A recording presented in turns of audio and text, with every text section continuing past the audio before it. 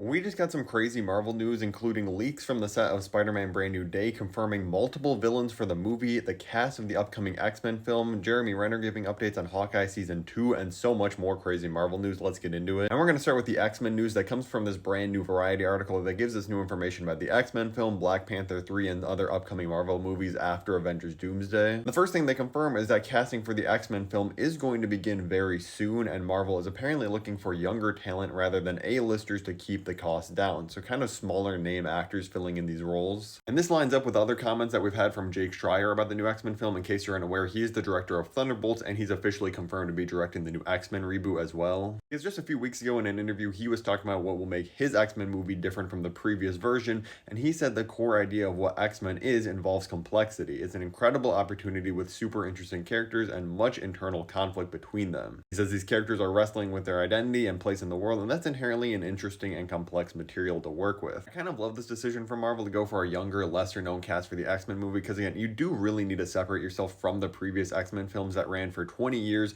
and this did show us older versions of these characters. Also, like Patrick Stewart and Ian McKellen were way older as Professor X and Magneto in this than what we're probably going to see in the new upcoming reboot. Now, this article also points out the fact that Marvel Studios still has a film scheduled to release on July 23rd, 2027. In case you're unaware, that would be right in between Avengers Doomsday that comes out in December 2026 and Secret Wars that comes out in December 2027. But in this Variety article, from all their sources, they say it's very unlikely that this is the X-Men film. That's likely going to be one of the first things after Avengers Secret Wars. While we don't know officially what the movie's going to be, the Variety article did talk about the fact that Ryan Coogler's Black Panther 3 is kind of gaining some steam at Marvel. We already know that like Denzel Washington's cast, he's joining the film. Now, if the film doesn't end up being Black Panther 3, I think the other most likely movies releasing in the spot between Doomsday and Secret Wars would be Doctor Strange 3, because we know now that like incursions are likely going to play a huge role in these new Avengers films, so kind of exploring Doctor Strange more in between them would make a lot of sense. Plus, Benedict Cumberbatch has not been confirmed to return for Doomsday, so this could kind of explain where he is if he's not in that film. And I'd absolutely love it to be the Midnight Suns, but I think that's more likely again to be an after Secret Wars thing. We'll get to the Spider-Man leaks and Hawkeye news in a second, but first I want to bring up this fact about the Fantastic Four First Steps, because we now know that the film has made $170 million in media value from their brand partnerships. If you don't know what that means, it simply means every time you see one of these collabs, like with Snapple on the Fantastic Four on the bottles, or the True Moo Milk, or like the Little Caesars ads, all those companies paid Marvel to have these collaborations. Like, it's incredibly easy to get super focused on the box office numbers for things like this and Superman, but it's important to realize like, oh, these increased comic sales, they have all these brand partnerships they're going to sell toys and merch. So even if the box office isn't insane, they're still making a lot more money than we see at the face value. Jeremy Renner, in a new interview with Empire Magazine, says he's sure he'll end up doing Hawkeye Season 2, and he said as a quote, "My body's getting ready for something like that." Obviously, he had that very bad accident a few years ago. Why this is important is because if you remember, a few months ago, Jeremy Renner literally came out and publicly shamed Disney and pretty much was like, hey, they came to offer me money for Hawkeye Season 2, and it was half as much as I got paid for Season 1 with the same amount of work. I'm not doing that. It was fair. Jeremy Renner's been in the MCU for so long. He is the biggest name attached to the Hawkeye TV show. Like, yeah, he's still a bigger name than Haley Steinfeld. Half the pay was kind of offensive, so it seems like Marvel is kind of like righting the ship. I'm sure they offered him more money now if he's talking like this. But I'm really glad, because I was a big fan of Hawkeye Season 1. Now let's get to the crazy new info about Spider-Man Brand New Day, because this comes directly from the director of the film, Destin Daniel Cretton's assistant, who shared a new post on Instagram,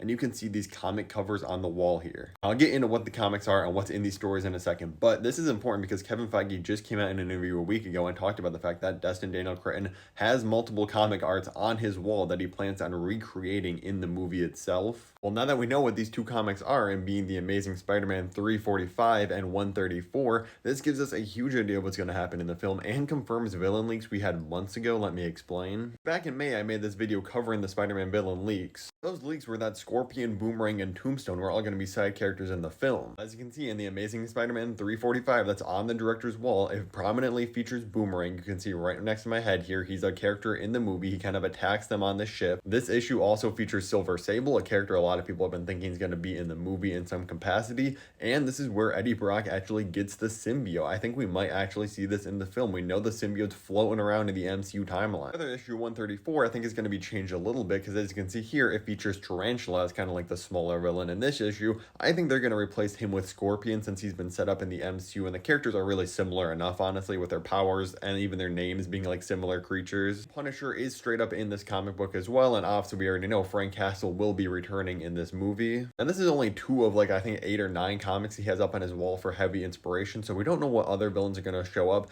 And I think most of these are probably going to be seen in like a little montage at the beginning of the film showing what Spider-Man's been doing between the events of No Way Home and now, cleaning up the streets, getting these villains arrested, kind of similar to what we saw at the beginning of the Fantastic Four, the first steps.